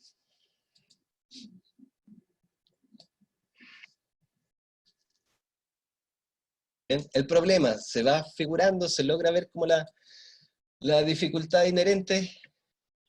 ¿Sí? Bien. Entonces, consecuencias de nuestra discusión. ¿Sí? Consecuencias de estos problemas que ocurren en nuestros espacios de intervención. Como usted puede darse cuenta, sí, rápidamente, el problema de hacer visible la voz del niño y cómo incorporar los derechos del niño en estos espacios de intervención familiar, jurídico, infancia, viene dado no solamente por nuestra perspectiva y las dificultades propias de nuestra profesión, sino que también tiene que ver con un contexto, una infraestructura que no hace posible ni facilita este reconocimiento de los derechos. ¿Sí? No hay espacios para escuchar a los niños. ¿Sí? Audiencia reservada, ¿dónde? ¿Cómo? ¿En qué sala? ¿Sí? No hay. No hay tiempo en esas intervenciones para realmente considerar al niño. ¿Sí? Supongamos que yo efectivamente quisiese vincularme con el niño. ¿Necesitaría qué? ¿Un mes? ¿2 meses? ¿Sí? Y a veces muchos peritajes no tienen 2 meses para plantearse. ¿Sí? Además, existe el límite de nuestra propia capacidad como profesionales, lo que discutíamos, para poder traducir, interpretar o reconocer la voz del otro. Y finalmente las consecuencias normalmente que encontramos es que en general los niños no son escuchados, no al menos plenamente, no como el derecho y la convención lo estipulan. En general su perspectiva no tiende a ser plenamente reconocida, sino que nos mantenemos en las esferas de discusiones entre adultos, y por lo tanto para algunos se pueden, o estamos, vulnerando los derechos de estos niños. ¿Sí? Como ven, el futuro no es muy auspicioso, si uno lo mira de esa forma, ¿sí?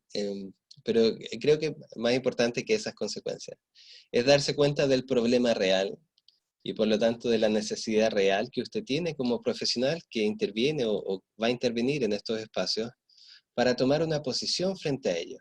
¿Sí?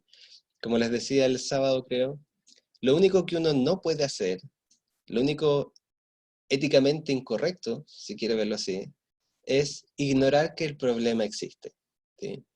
Ocupar la frase por el interés superior del niño como si fuese un argumento autosuficiente, sin dar mayores explicaciones y sin hacer el esfuerzo por realmente reconocer cuanto pueda reconocer de la voz del niño.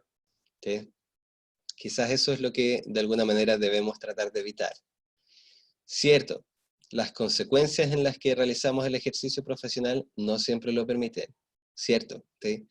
Pero de nuevo, ahí es donde nosotros nos vamos posicionando poco a poco, viendo cómo podemos acercarnos al horizonte de cumplimiento de los derechos y de la convención. ¿Sí?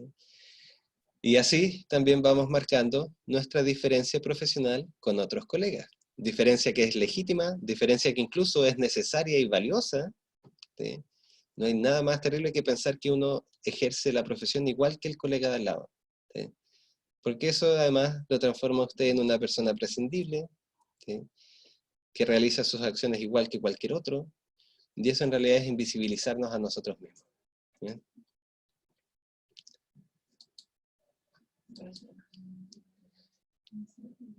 Problemáticas de fondo, bueno, las que hemos discutido. ¿Sí? Entonces, si usted mira a esta persona y le vuelve a preguntar, ¿quién es? ¿Qué tiene frente a usted? ¿Qué me va a responder? ¿Qué se va a responder a usted mismo y a usted misma?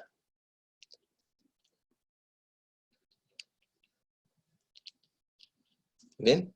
Jacqueline, por ejemplo, se responde así, una persona. Muy bien, y esa es una posición. ¿Sí? ¿Qué más va a responder los demás y las demás? ¿A quién tienen allí?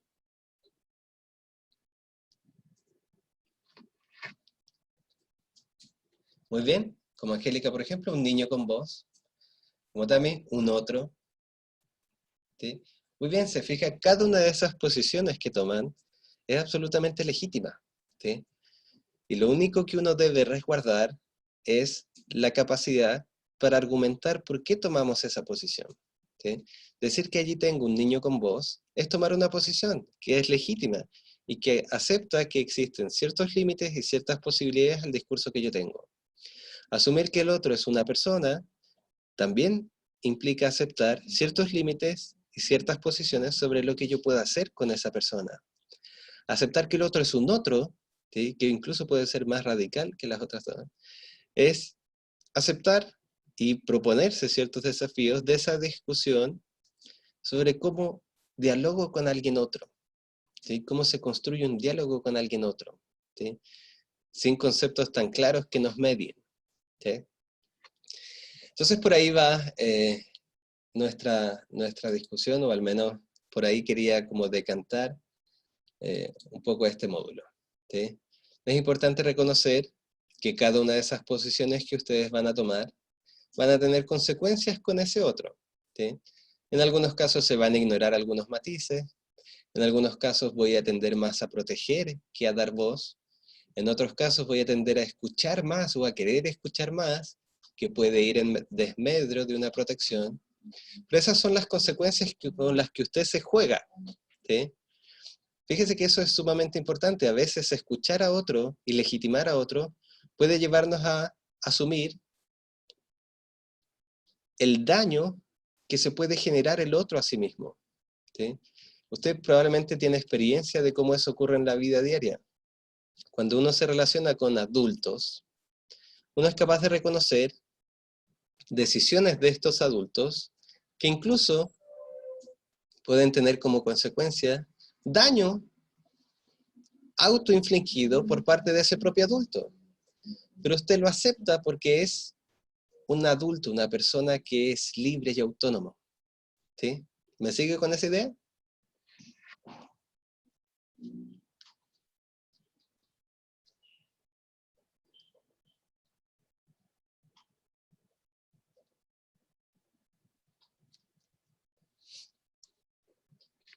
Muy bien, ¿sí? Entonces, eso también es parte de lo que hay que considerar, ¿ya? Bien, con eso y a grandes rasgos, vamos a cerrar el breve aporte que yo pueda hacerle en estas 3 sesiones a su formación, ¿ya? Ahora, vamos a discutir en qué consiste el trabajo final, ¿ya? Y podemos acordar una fecha de entrega, ¿bien? Ok. Entonces, el trabajo final, ¿en qué consiste? Primero, es un trabajo grupal, puede ser en parejas, ¿sí? Pero también quiero darle la posibilidad, si así lo desea usted, de hacerlo individualmente, ¿ya?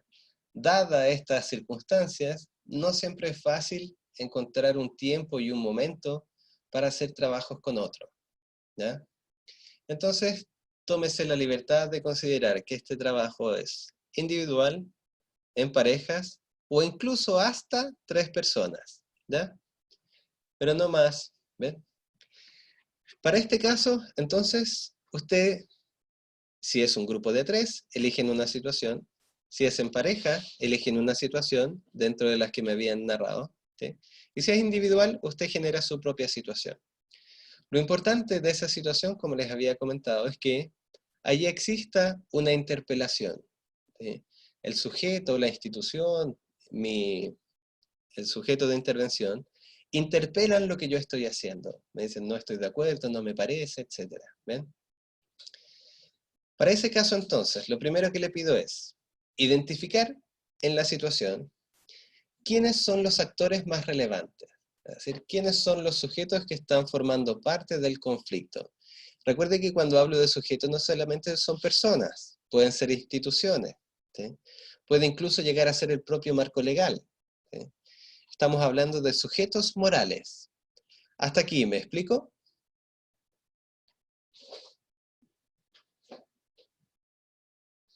¿Sí? ¿Sí?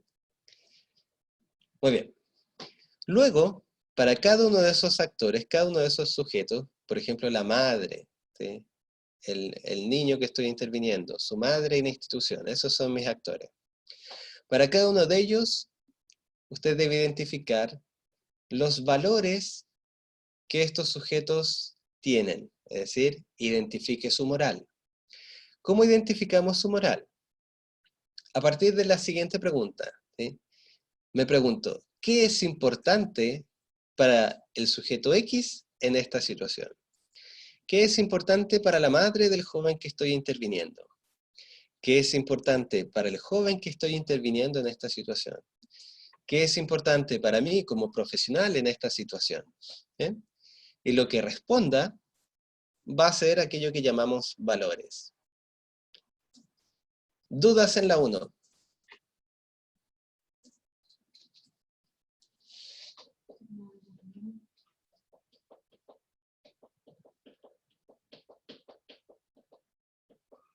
¿Nada? ¿No? Paso a la 2 entonces. Ahora, hipotéticamente, si pudiese volver a esa situación, ¿sí?, cuando ocurrió, y si pudiese analizarla, respóndeme, ¿por qué se produce el conflicto? ¿Qué es lo que está produciendo ese conflicto? ¿Qué es lo que choca? ¿Sí? ¿Qué es lo que genera esa molestia en el sujeto que me está interpelando? ¿Qué es lo que genera el conflicto que yo tengo con la institución? ¿Qué es lo que genera el conflicto que yo tengo con mi colega? ¿Qué pasa que estamos conflictuados? Y lo responde. ¿Bien?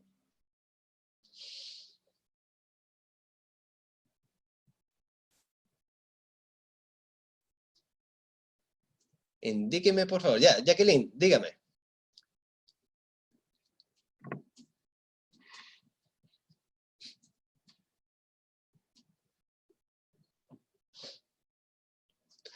¿Los audios de la clase están en el correo? Sí, yo les he mandado, Jacqueline, tras cada sesión, les mando el PowerPoint, les mando el link con la grabación de la conferencia. ¿Sí? Revísenlas ahí. ¿Ya? En el correo está todo. ¿Sí? Si por A, B o C motivo no las encuentran, me escriben y yo se las mando. ¿Ya? Pero está todo ahí. De hecho, cuando terminemos esta sesión, yo les voy a mandar un correo con la grabación de esta clase. ¿Ya? Así se puede revisar con calma y todo lo demás. ¿Ya? Paso a la 3. Aquí hay que detenerse un poquito. ¿Sí? Dice, explique qué elementos de la estructura profesional hacen posible que el conflicto moral exista. Si se fijan, lo que hemos tratado de discutir, especialmente en las 2 últimas clases, he tratado de mostrarles que gran parte de los conflictos morales que enfrentamos no dependen necesariamente de una diferencia de valores entre yo y el sujeto que intervengo. ¿Sí? Tiene que ver más con las condiciones que la estructura profesional pone a mi relación y a mi intervención con el sujeto. ¿En qué sentido? Las leyes, por ejemplo, ponen exigencias sobre mi intervención. Me dicen que debo denunciar A, B o C. Me dicen que ante una situación X, yo debo actuar de esta forma. Las instituciones me colocan protocolos de acción. Por lo tanto, mi intervención no es libre.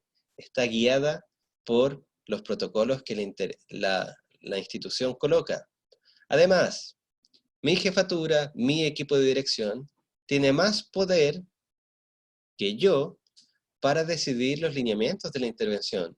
Eso hace, por ejemplo, que aunque yo quiera hacer otra cosa con el sujeto que intervengo, no puedo hacerlo porque el poder que posee el equipo me obliga a actuar de manera diferente. ¿Me voy explicando? Por ejemplo, lo que vimos hoy día. ¿Qué elementos estructurales generan los conflictos en infancia? La noción de adulto, la noción de niño, el que el profesional tiene más poder que el sujeto que interviene. ¿Por qué? Porque el profesional tiene conocimiento. Y así sucesivamente. ¿Eh? Entonces en la 3 yo le pido que traten de analizar, ¿sí? Sé que quizás es la más difícil de todas, trate de analizar cuáles elementos de esta estructura profesional colaboraron o generaron el conflicto moral que yo viví. ¿Sí? Lo que quiero en el fondo en esa respuesta, o sí, en esa respuesta, es que usted se dé cuenta que el problema no necesariamente tenía que ver con usted y el sujeto, o con usted y la institución, sino que el conflicto se produce porque hay elementos en la estructura que nos hace problematizarnos, que nos obliga a chocar con los sujetos. ¿Sí? Y finalmente, en el 4, usted allí, individualmente, en pareja o grupo, me responde cómo lo resolvería éticamente. Si pudiese volver atrás, ¿cómo lo abordaría? Dígame, Carla, puede ser también un problema, ¿sí?, de la usuaria, ¿ya?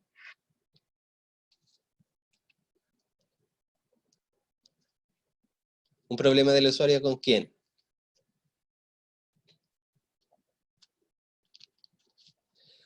Al analizar el conflicto,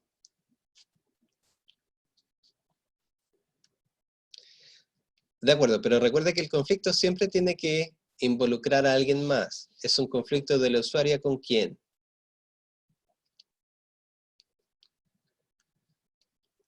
¿Con el profesional? ¿Con la institución?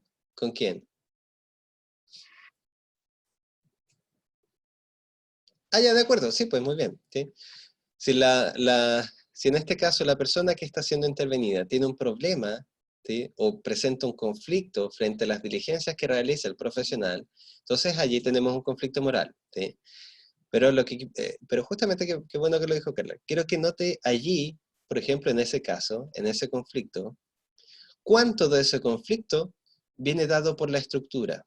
Por ejemplo, las diligencias que se realizaron con esa persona, ¿resultaban obligatorias para la persona? Al tiro respondo las otras preguntas. ¿Sí? Las diligencias que realizaron con ¿esa persona podía negarse a que se las realizaran?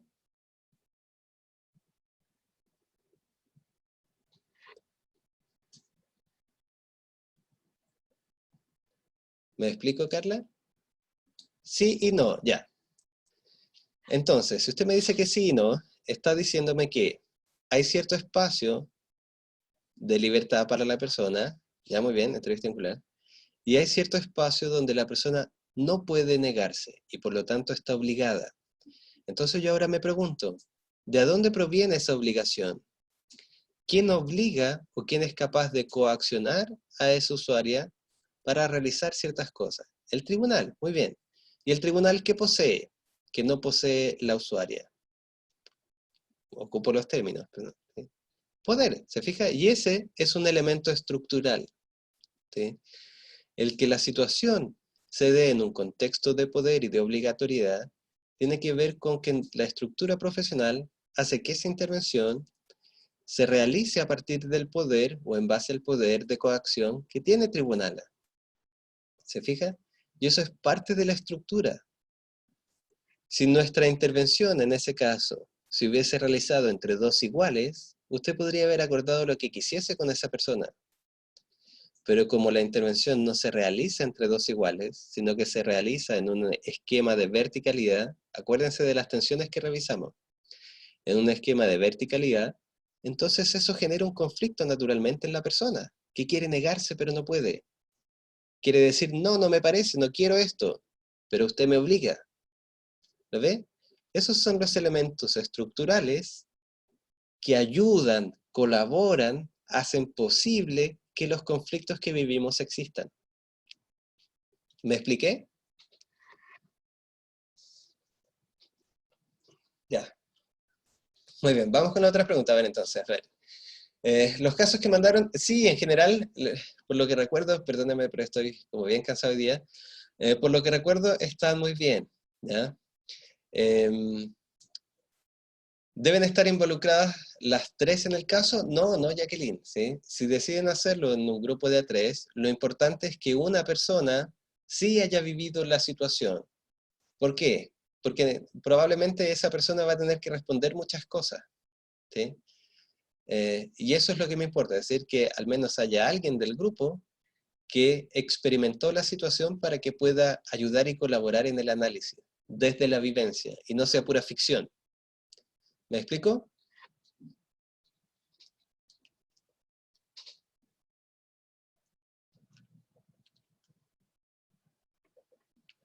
Es que la mayoría lo realizaría individual. ¿Cómo en qué sentido, Jacqueline? ¿Sí? Si quieren realizarlo individualmente, no hay problema, ¿sí? Por mí no hay ningún problema, ¿ya? Solamente digo que si deciden hacerlo en grupo, sí, lo sé, estamos todos igual, ¿sí? Que si es que deciden hacerlo en grupo, no necesitan tener una experiencia que todas hayan vivido o todos hayan vivido, ¿sí? Solo necesitan tener a alguien que haya vivido esa experiencia, ¿ya? De nuevo, allí la idea de que sea uno, dos o tres personas es para que no se compliquen. ¿sí? Lo que sea más fácil para ustedes en estas condiciones, con los tiempos que tenemos y en las circunstancias en las que estamos, ¿ya? Por mí no hay ningún problema en 1, 2 o 3 personas. ¿Bien? Vamos entonces ahora al punto...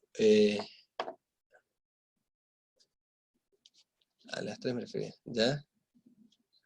A las 3 me refería, a las 3 áreas, ¿sí? Se deben... ¿Ya? Usuaria, ¿ya? Institución, ¿ok?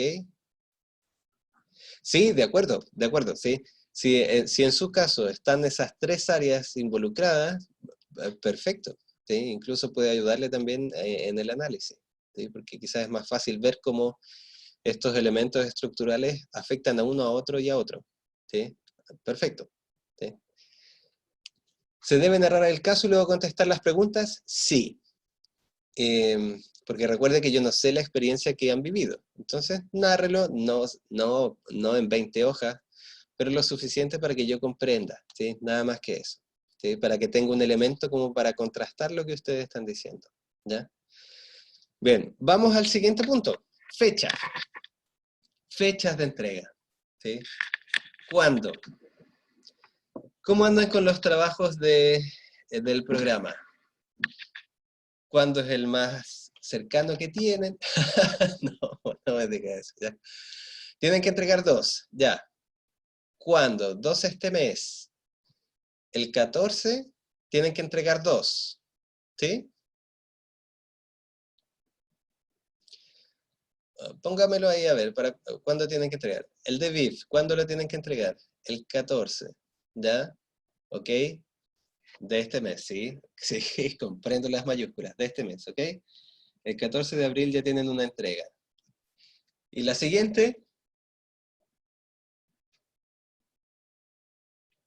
Ah, el 12 es de VIF. Y la siguiente no hay fecha. Ah, ya, el otro es con la profe Leo. Muy bien, ya. Entonces, ya tenemos el 14, ¿sí? En rigor, yo creo que este trabajo se puede hacer en una semana calmadamente, ¿ya? ¿Qué les parece si lo dejamos para el 20 de abril? ¿Podría ser? Muy pronto, dice usted, porque todavía, pero es que todavía no está fijado el de la profe Leo. Recuerde, si lo patea mucho más allá, después le topa con otra cosa y así sucesivamente. Si es que lo dejásemos a fines de mes, ¿sí? El de la profe Leo, ¿para cuándo lo colocarían?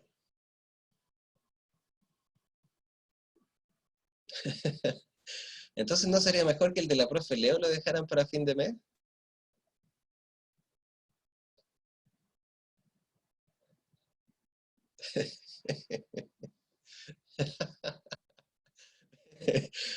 Angélica dice votación, pero la democracia por mayoría no funciona en nuestra estructura profesional. A ver, ya, intentemos acordar algo. Podría ser. em, lo único que, a ver, solo para que clarifiquen, para que vean lo que yo trato de ver también. A ver. Dependiendo de la extensión de los módulos, en general las evaluaciones también son más y más complejas, ¿sí? Y por compleja me refiero que probablemente hay que leer mucho más, ¿sí? Este módulo es muy breve, fueron 3 sesiones, no hay lectura obligatoria, ¿sí? Solo complementaria, que fueron las que le envié, y por lo tanto el trabajo es muy acotado, ¿sí? Entonces, ¿qué es lo que yo trato? Trato de evitar que mi trabajo tope con trabajos complejos, donde hay que leer, ¿sí? En el entendido que usted va a ir leyendo progresivamente y no va a leer todo en 2 o 3 días, ¿sí? Este es más de aplicar y de reflexionar un poco, ¿ya? Por eso le digo que en la práctica este trabajo debiese hacerlo en una semana, considerando 7 días, 6 días, en que puede ir madurando las preguntas, ¿sí? Probablemente la 1, fíjese, la 1 y la 2 se resuelven en 1 hora, ¿sí? Menos, ¿sí? Se junta ahora después de esta sesión y resuelve la 1 y la 2. La 3 es la única que requiere un poco más de reflexión. Y la 4 es simplemente que me clarifique su posición. Entonces, no quiere que se compliquen y como por tratar de enviar trabajos hacia adelante, finalmente terminemos peor, ¿sí? Por eso yo prefiero que no pase de abril este trabajo, ¿sí? Y ojalá en la semana del 20, ¿sí? Mi propuesta podría ser para el jueves 23.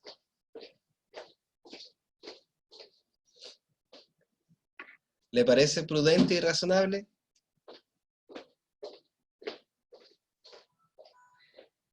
Tendría casi 8 días, ¿sí? Muy bien, hagamos lo siguiente entonces, ¿sí?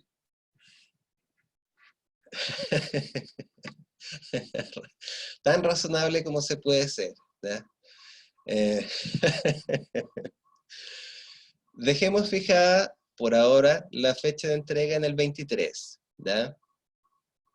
Mañana resuelvan el tema con la profe Leo, conversen bien, vean allí eh, en qué posibilidades les entrega, y claro, pueden escribir. Efectivamente, pueden escribirme todo lo que deseen, ¿ya? Yo por ahí también voy a tratar de coordinar estos trabajos con la profe Leo y el resto del equipo, ¿ya? El 23 entonces dejémoslo, ¿bien? ¿Le parece? Muy bien, ¿ya?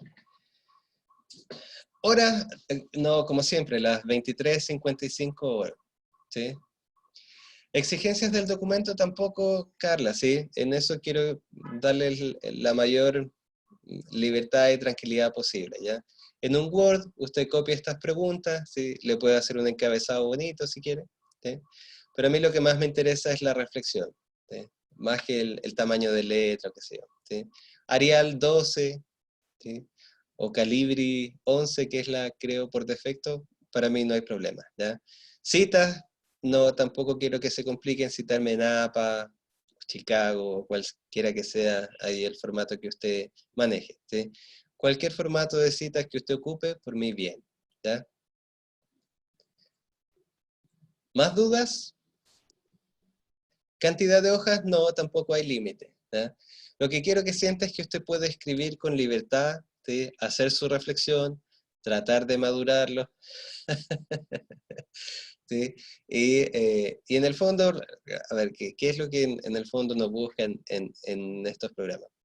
Que usted se sienta que realmente al hacer su evaluación, usted puede aprender y reflejar el aprendizaje que tuvo, ¿ya?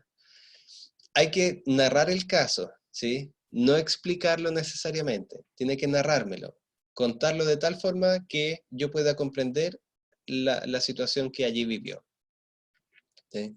No tiene que ser un libro, no tienen que ser 20 hojas, ¿no? Solamente tiene que mostrarme el conflicto, el contexto en el que el conflicto sucedió, ¿sí? Y quizás qué pasó después.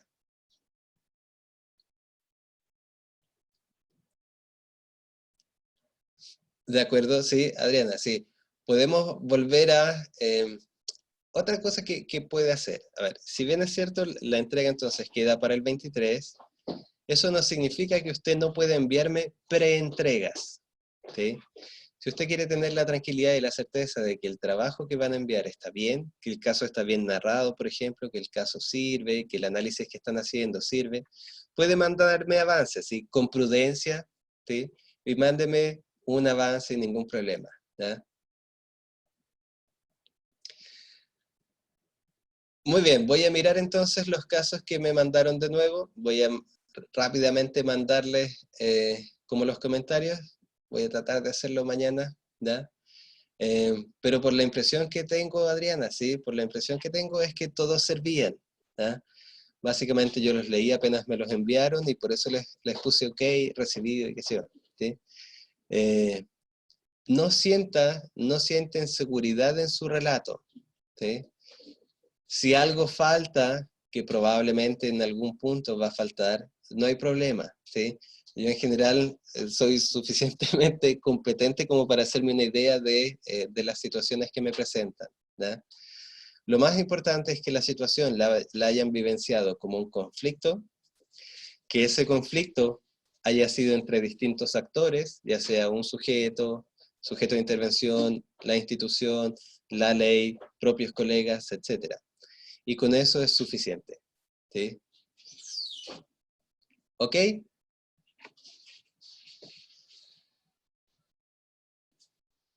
Ya, muy bien entonces. ¿Ya?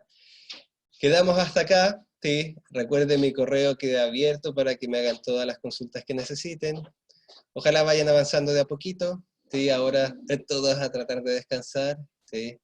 Cuídense. Les agradezco nuevamente por el esfuerzo de haber participado hoy día, ¿ya? Fuera de nuestro horario. Ha sido un gusto igualmente para mí. ¿Sí? Y voy a estar ahí bien atento a sus preentregas. ¿Ok? Que descansen mucho. Ojalá así sea, Jacqueline, no hay problema. ¿Sí? Y ahora voy a enviar la grabación al correo del curso. ¿Ya? Que descansen.